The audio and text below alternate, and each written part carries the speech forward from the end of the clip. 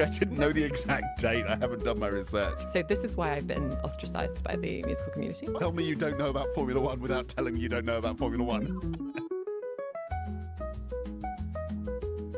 Hello and welcome to Yarn Library Podcast, where craft, knitting and all else fitting come to ponder and laugh.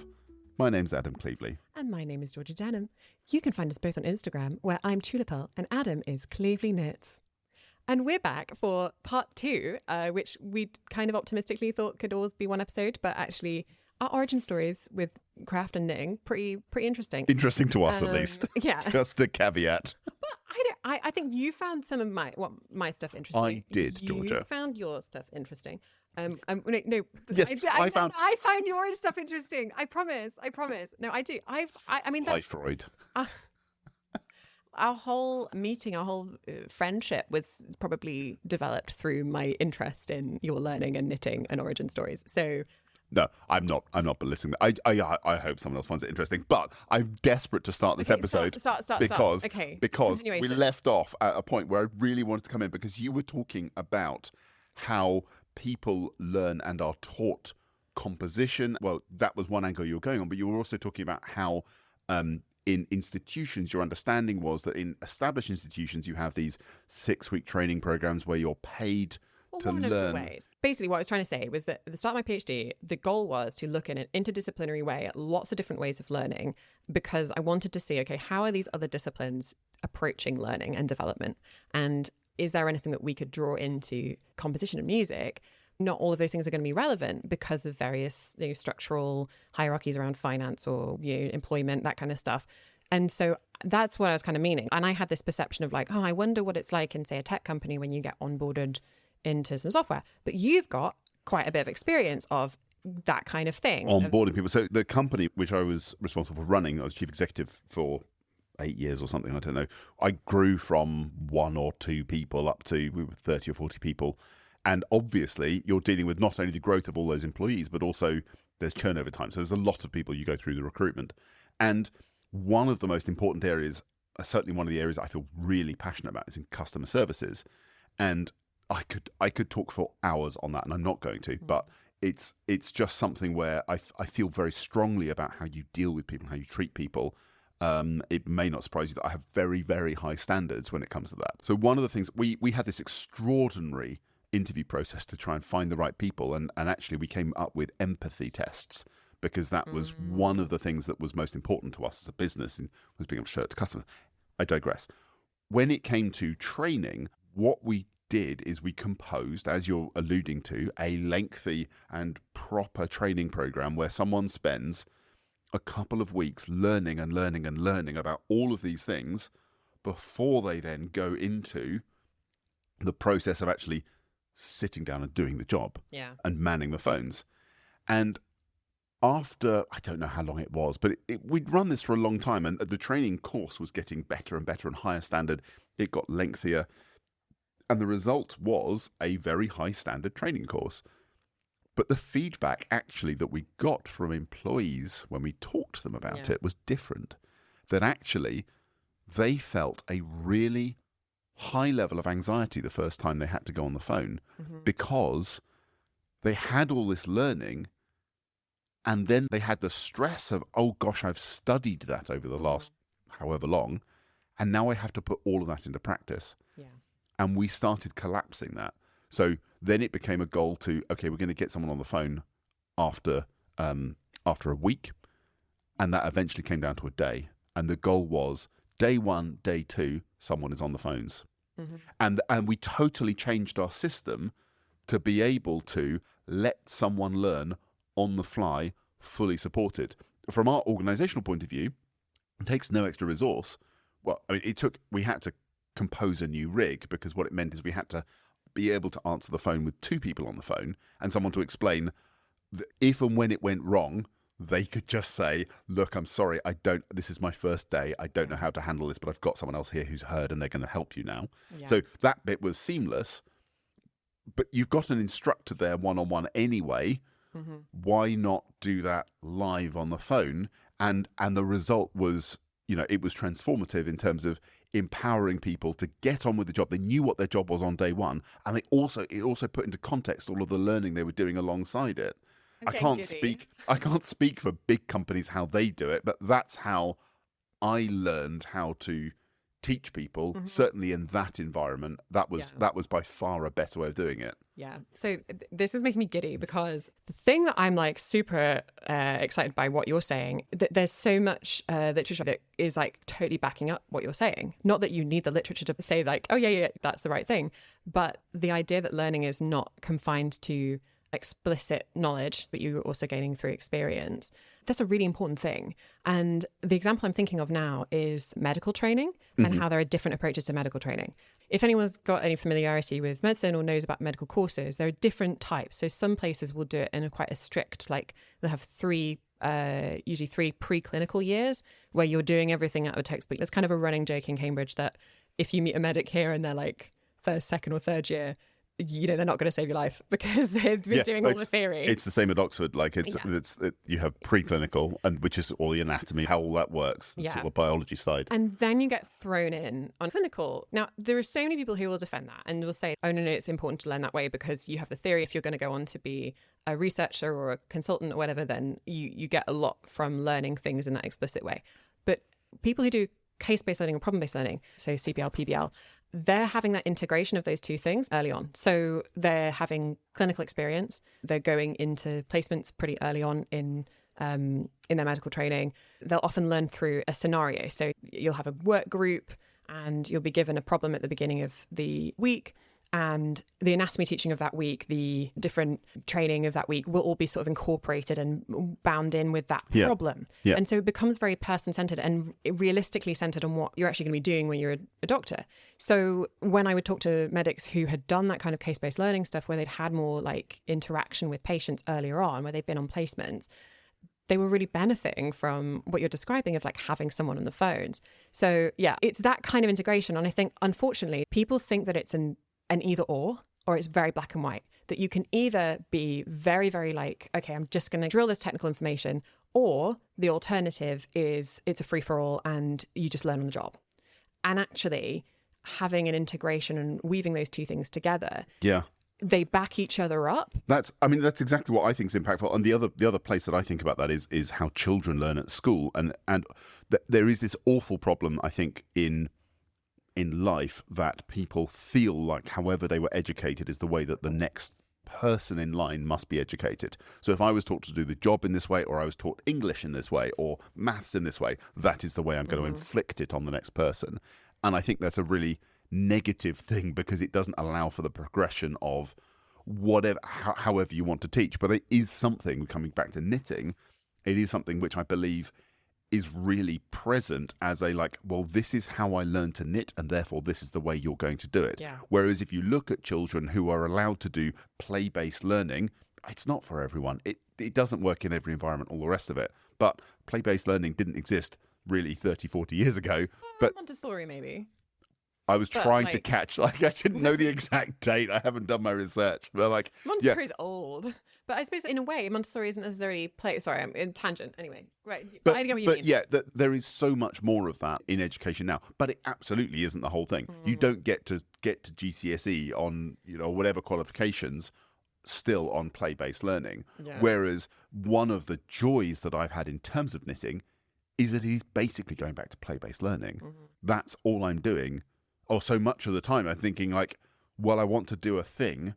How do I stretch myself? Or what's a new technique I've not done? Or at least that your engagement, sorry I'm interrupting you, but your engagement with those more dry technical resources is passionately motivated by your wanting to play more. As much as you're saying that it's all play-based, I know for a fact that you've got so many technical books and that you love Stitch dictionaries and you love all that kind of stuff. If you were to look at it in those like black and white terms, you could say, actually, Adam is doing a hybrid of the two, but then it's you don't see that as the boring dry stuff that you have to force yourself through doing. No, because it's an active choice of mine. Yes. Because I want to be, because I'm choosing to learn something. Yeah. The difficult thing is I'm being very specific about I want to learn knitting. Like when sometimes I pontificate on Instagram and say, oh, what should I learn next or whatever, like these other things come in, like people say, oh, learn about spinning, learn about XYZ crochet technique, and I can think about that for all of about a quarter of a second, and my brain's like, nah, mate, not doing that. That's again something that there's a nuance here that I am in a luxurious position where I am fully allowed to play-based learn in that environment that I create for myself. Yeah. Whereas, unfortunately for doctors, though probably fortunately for the rest of us, they do have to learn something about anaesthetics. And that's why I find looking at the medicine stuff so fascinating, and why it's really fruitful ground for thinking about learning. And there's a lot of really amazing learning research that happens in medical context, because there's that clinical essentialism for knowledge, and that there are standards that you have to reach. When you need to know something because someone's life depends on it, people think a lot about those medical environments, and that comes down to the actual, like, the practice of the medicine, and also the learning, because when you're a medic, you continually do training, like, always. So I've ended up incorporating a lot of medical context or like medical learning research and stuff, and practice research, weirdly. So have you read Atul Gawande's books on medicine? So, oh my goodness, Atul Gawande is just the most fascinating author, and so he's a medic, and he has this wonderful origin story as to why he started doing this research. But he was really interested in the practice of learning and the structure and formality that exists in medicine, and why medicine fails, why it kills people, when it kills people, and how that happens. And particularly because he was a surgeon, he was interested in why that happens, and he had near misses in his theatres. And the Checklist Manifesto is an incredible book, because he goes away and talks about the difference in attitude, and it's slightly different from learning, but it comes on to about relationships. He talks so much about the interpersonal differences between pilots and architects and builders, and then compares that to medicine and doctors. Mm-hmm. This is ringing bells now for me. And it is absolutely fascinating, and about the humility of doctors, and about the way in which they learn, the way in which they're taught, and then the kinds of attitude that brings into the workplace, and where that's helpful and where it's not helpful. Mm-hmm. What's fascinating is, the long story short, is that other practices, other professional practices, have this very mature way of understanding or unpicking where they have near misses and faults and so on, and then going back and addressing the learning, addressing checklists and so on. And medicine, up until the point where he was doing it, didn't really. And so he worked with this international team to create this checklist, which certainly, if you've had an operation in the last 10 years, you'll absolutely have gone through a checklist. Yeah. It's about 20-point checklist. It's not big, but that checklist saves thousands of lives. Yeah. But he is the guy, and his story as to why it happened. And if you love his writing, then he's written other books as well. It's absolutely fascinating. That's totally up my street. Maybe this is why I got interested, because my mum, from her nursing background, she went into public health, and she had a really wonderful opportunity to work with, their names rhyme. So it's Andre Lemay and John Gabay. They are a really amazing pair of researchers who came up with this idea of mind lines as a framework. In the original study, they were using ethnographic studies to look at how GPs were going about their practice, and where the clinical guidelines didn't necessarily match the realities of what was going on, and how they navigated or went around these things, and where their knowledge and their experience was coming from. And it was a way of accounting for the various ways that someone who people would consider to be like a good GP, how they were practicing. It's not saying like, oh, a good GP doesn't have to use a checklist. It's saying the GP will use a checklist. And then when they would need to order, when the system says that you need to order XYZ, but where you're working is rural and doesn't have one of those, this is what they do instead. And so it was a way of articulating and recognizing the legitimacy of those practices. Where this became really fascinating for me as well, and why I latched onto it, is because I'm not a big fan of formal learning. I was never going to go and do another degree. One was absolutely enough for me. It's just not me, and I can't. That formal learning process and all of the schooling that I did was really, really hard work, and it's just not my learning preference. Yeah. And what really spoke to me in those books, I was starting to understand how and where formal learning is just something which, why I don't like it. The thing that I really can't stand and that I find really difficult is where ego's attached to it. Yeah. And that is so much of what Gawande in his books talks about so much, is that where there's ego attached, that's where systems fail, and that's where human interactions fail. And absolutely not in medicine, it's in flying planes. But, airline investigations are they have a big formal process as to how they do those. But again, there were cultural differences. Different countries have different rates of airline crashes.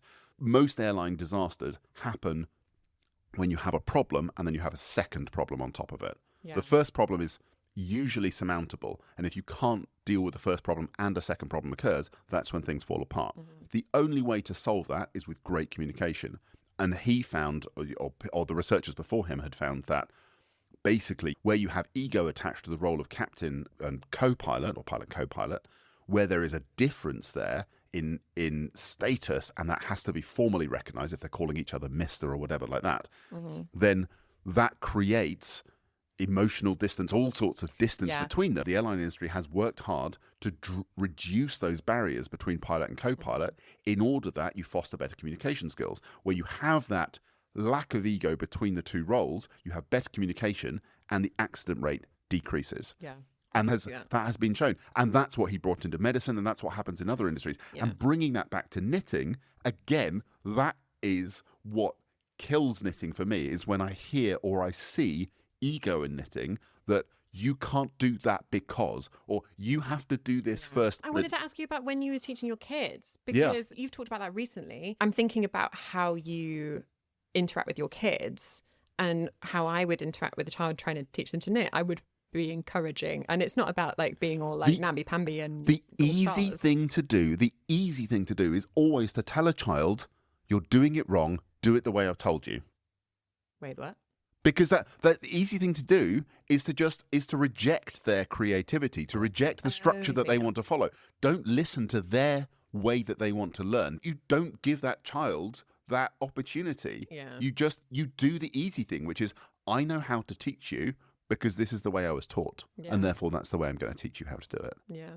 Do it my way, and thank you, I'll have an easy time. It is a huge mental load when a child comes to you and says, well, it happened to me yesterday, actually. This is going to date this when we recorded this podcast, but at the date of recording, I was at a yarn show yesterday, Waltham Abbey Wool Festival. There was this fascinating experience because a child, 8-10 years old, came up to the stand, and they had this knitted beanie on. And they were very, very quiet, just gentle child. They were obviously looking at the patterns. Yeah. And I said, where did you get that lovely hat from? They said, oh, I knitted it with, I don't know, it was said with this sort of quiet sense of like confidence, a little bit of pride, but just like, it was just stated, I made it. That's how it works. And then I found out they'd only just learned to knit this Christmas. So that's like 4 weeks ago. Decent. You know, straight into a beanie. Brilliant. And then they were looking at what can they knit for my patterns. And the one that they wanted to knit was Winter Frost, which is probably, I don't know, it's up there as one of my hardest patterns. I would say you need to be an advanced knitter to do it. That's what it's labelled as, just because it has a novel stitch, it's got lace in it, it's got all sorts of tricky bits and bobs, it's got some brioche. And this child was picking it up, and I just said to them, well, have you tried it on yet? No. But then there was this beautiful moment, because I picked the scarf off the stand, and there was sort of this disbelief in their eyes, both that they were going to get to try it on, and I couldn't understand why that would matter to anyone. But then once it was on them, there was just this glow in their eyes of like, this is something I could make. And I just like, if you want, fine, go at that point and go and tell a child, no, you can't make that. You've only made a beanie. Go and make another beanie and practice your stockinette. I think it was in ribbing. Or you can do the hard thing, which is what I did at that point. So full disclosure, well, I'll tell you what happened next. So I said to them, so this pattern is hard because it has a lot of complicated techniques in it, and it's in fingering weight yarn. It is probably 100 hours of work for a decent knitter. And my concern for a child is, like, it is a long-term project you're committing to. Yeah. And regardless of your child, it's a big thing to go to. And I said to them, what about this do you really love? What about this pattern do you really love? And we talked about it. And one of the things that they really liked was the snowflake. So good. They loved the snowflake stitch. And I said, well, have you looked at this other pattern over here? Because it's got that same stitch in it, but it's in worsted weight. You're going to finish it in less than a quarter of the time. Why don't you try this one on? And tell me if you like it. And then they started looking at that and playing with that. And then it's got huge holes in it. And then we started talking about how you knit huge holes into knitting. And then they became fascinated in that too. And that was the one that they then got excited about. And then they said, okay, that's the pattern I want. That's so cool. So on the one hand, no, I didn't deliver on enabling them to knit the hardest pattern. And I hope what I did was the right thing. I mean, God knows what the right thing to do is at that point. But I tried to just see what they were passionate about, what it was, and then enable that in a way that was as accessible as possible to them. And that's what I was trying to do. But that's hard. The easy thing to do is, no, go and learn stockinette. The thing is, when you don't know what you don't know, and you go into the situation and say, I want to knit this, like, I don't care how hard it is, I've got the belief, I've got the willingness. And another person might read that as that child having a big ego or being overly confident. And I'm not saying I agree with that. But what I'm saying is, if you were to like shut down that child and tell them what you've done that for, or, you know, insert discouraging statement here, if your reaction in that instance was, oh, no, that's far too difficult, I don't have any patterns here for you. What I'm trying to say is, what's the motivation behind someone having that reaction to a child? I wonder if people are viewing that as like overconfidence or something like that. It's really sad to reward that curiosity with such negativity. I think it speaks more of the person who would maybe be delivering that criticism, that they in some way would perhaps feel insecure about the willingness to be so adventurous as a learner. Yeah, I mean, or as a beginner. Linking up with what we've said before about medicine and other disciplines, I think it's patterns of learned behaviour, it's cultural as well, and it is just a pattern of, when I'm presented with this thing, what do I do that's familiar to me? As humans, we're trained to follow patterns that we've seen before and not do the new thing. Inevitably, when someone else wants to learn something new that isn't on our path, that we can't place on the pattern that we've set out, you've got work to do if you want to go and meet that person somewhere else and take them, help them on their path. That's mentoring. That's not teaching so much. Teaching, I guess you're following more of a specific path because you need a specific outcome. This kind of play-based learning, where someone wants to learn a craft in their own way to do their own thing, that's different. Well, I mean, you said like play-based learning, but another way that you could conceptualize it, there's a really influential anthropologist called Jean Lave. I think it's Jean as opposed to Jean. She worked with another person called Etienne Wenger as well. In 1991, they released this book called Situated Learning, Legitimate Peripheral Participation. They introduced this concept of legitimate peripheral participation as being a way to understand learning as existing within a community of practice. And it was a way of accounting for interpersonal relationships and the importance of them for learning. So that it wasn't just saying that learning was this cognitive process in the brain and that's all we needed to understand. Or it wasn't just saying that it's a set of precise instructions like you were talking about that course earlier on. It's about saying that learning is all of these different things that come into play. The whole origin of this concept, it actually came from the fact that Lave had a background in observing craft, so she did anthropology of craft. So when we've talked before about like craft terminology kind of getting mixed up, and so everyone just saying, oh, craft, and then it becoming something else. The apprenticeship was a real like buzzword at the time, the late 80s, 90s, for researchers in learning. Because of course apprenticeship is a way of giving people I guess is it less structured? Is that a fair way of describing it? It's very structured. But it's also, it's on-the-job learning. But there are structures to that learning. And so that was one of the things that Lave was doing, was that she was observing apprenticeship and craftspeople and seeing, this isn't written down curriculum. They haven't got these like formalized tick box exams, but they go through these different experiences.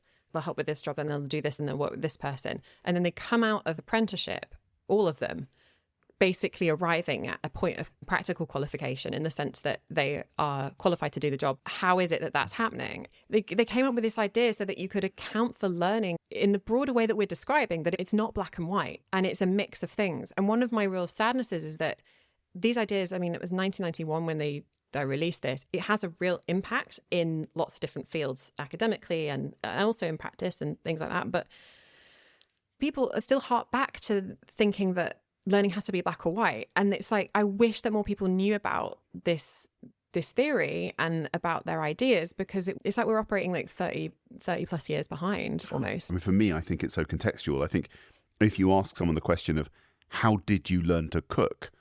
Or, people think, I can't cook because I've never learned. Well, okay, not many people actually go to cookery school. You don't necessarily need to have taken home economics, and that doesn't make a great bolognese. But that experience of why are you interested in food or why did you learn to cook probably comes from, do you know what? A parent nurtured that with me. I watched a parent cook as a child. I participated in that. I wanted to learn to make a cake. I was allowed to do that. I made you go through that process. This is reminding me of like a horrific situation where I was trying to describe my research to someone in quite a formal situation. Oh gosh.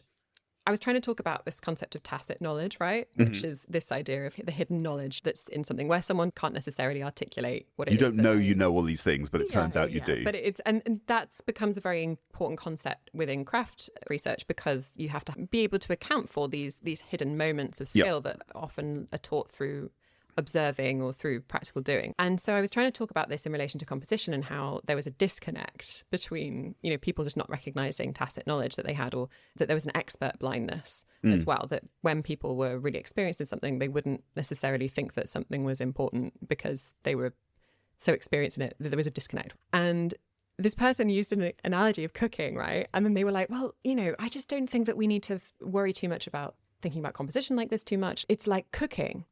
Like when you cook, you don't need a recipe. You just need like a good tomato and some pasta and some herbs and a good olive oil.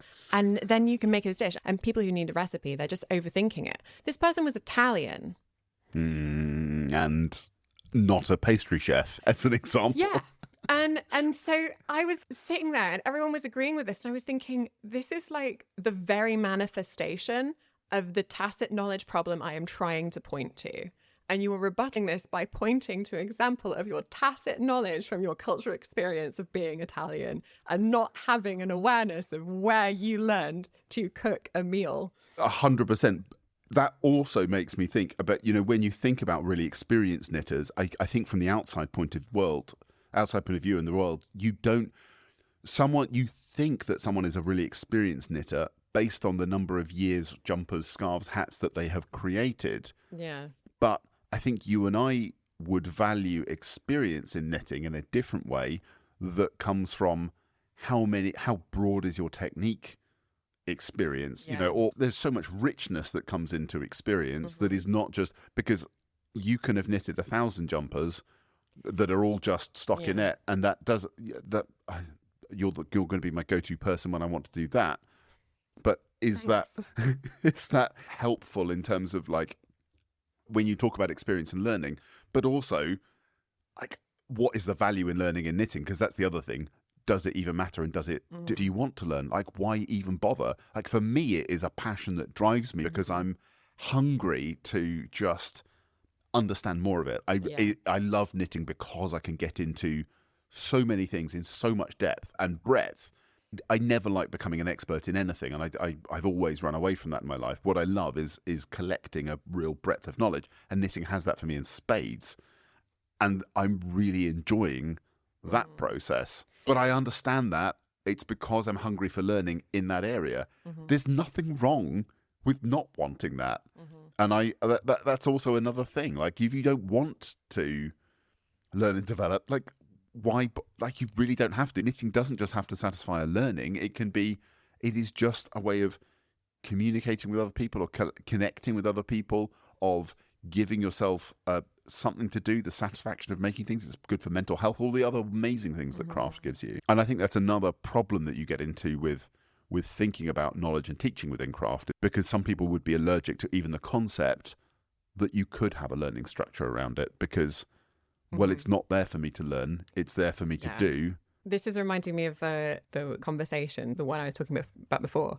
I was trying to describe how craft ideas could maybe influence or impact the way that people thought about music or teaching. And I brought up the idea of Sloyd. I have no idea what Sloyd is.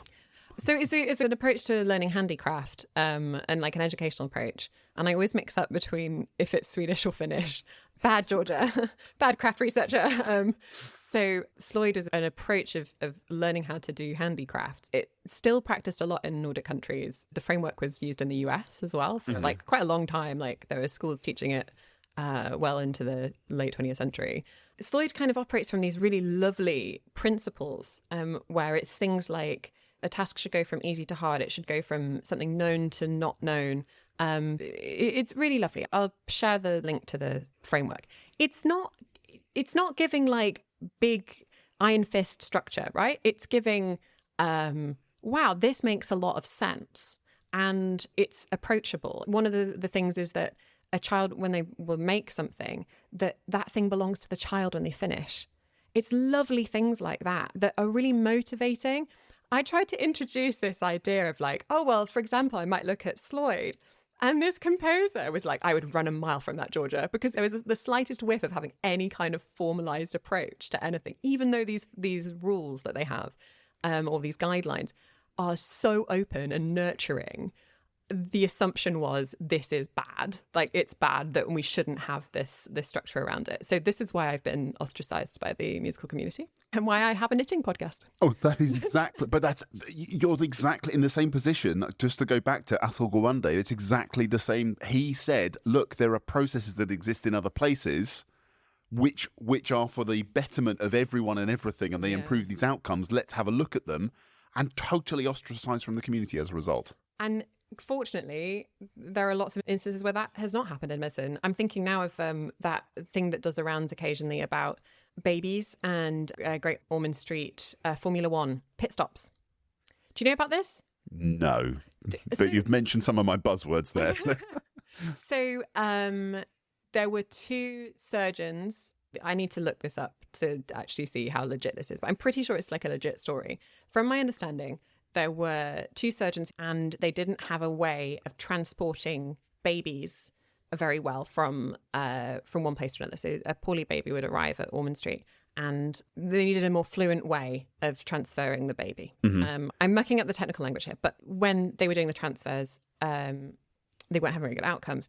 On their break, they were watching Formula One and they saw a pit stop and they went, they know how to do this. And so then they contacted one of the Formula One people, companies, things. Tell me you don't know about Formula One without telling me you don't know about Formula One.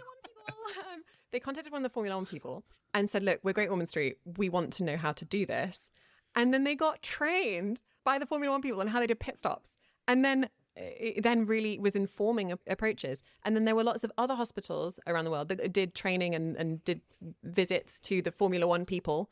And that was a really beautiful example of this like interdisciplinary sharing of knowledge where something driven by the efficiency to like win a race ended up helping win a really, really important race, which was to help children. I am so surprised as a real Formula One fan. I am so surprised I don't know that example because it's such a great example of Formula One technology making a difference outside of Formula One. And Formula One has such a questionable image in so many ways. That would be such a good thing for them to talk more about. What about poorly babies? It's a pretty good one, isn't it? I think that's why I love being in interdisciplinary research. I'm based in a computer science department. I love being in these juxtapositions between different areas where you can share knowledge. But I've got this really wonderful research group where we're all kind of misfits from different places. And it's amazing moments of like human progress that you get when actually these different areas of humanity and life will come together and talk to each other. I mean, I have a talk that I do on creativity, which is, we're way, way, way over time here, and so I can't go into it more, but it is so true what you say about like great, really great ideas come from that, where you take two things from two completely different areas and you're able to mash them together in some way. Yeah. A lot of the time you end up with rubbish, but sometimes, I don't know, I want to go back to a cooking example. You end up with something delicious. We didn't make it to our top tips that I had from this magazine I've held over about teaching to knit, which I suppose will have to be an episode in the future about actually teaching somebody to knit. And I want to know more explicitly about your experience of actually how you've been approaching teaching your kids to knit. I'm not a normal subscriber to Knit Now, but I bought it for the Clangers Tea Pot Cozy pattern, which is still not knitted. But it has a checklist in it, and we were planning to. We ran out of time, but you were going to ask me all the questions on the checklist. Yeah. The article was called "Pass It On," and I thought it was quite a nice way to link up this learning thing. But alas, we've had a wonderful conversation about medicine and Formula One and knitting and skills. Yeah, well, I'm really interested to hear everyone's feedback on this as well. Terminator 1, 2, 3. I hope you're happy. Yeah, we didn't talk about television at all. But please do. We do love hearing your feedback. And if you send it to one of us on Instagram or something like that, we do end up sharing it between the two of us too. So and we finally figured out what's happening with the emails now. I thought that Adam was getting these emails. He was not. You've got the emails now. We've both got the emails. I have seen the emails. So yay. Thank you so much for your really lovely, wonderful emails as we're entering into this new season. I don't know. It doesn't just feel like a literal season of episodes. It also feels like a new breath of approach and difference, new software, more formal. Just it's good. I feel good. I feel good. I'm glad you feel good as well, Georgia. I'm glad you feel good. I'm glad you feel good. And we hope those of you listening feel good too. But let us know. Drop us an email. We need to also find a way to shut up. Any ideas? Right. Let us know whatever our email address is. Please don't give us more hate. Please not. Please no. Well, no. If you love what we have to say, then give us a 5-star rating. And if you don't love what we say, then just send us an email instead. Yeah, and 5-star ratings would be really lovely because we got a nasty troll thing as discussed in the last episode, and I would really like everyone's entitled to their opinions. It didn't look that bad in the comment itself, and I wouldn't normally say it was a troll, but their name had exterminator in it. Okay? All right. I'm not going any further with that. Okay. Right. Thank you very much for listening. You've been listening to Yarn Library Podcast with Adam Cleveley at Cleveley Knits and me, Georgia Denham at Tulip Hole. If you enjoyed this podcast, please like, share and subscribe. And if you didn't, shh, it's a Yarn Library.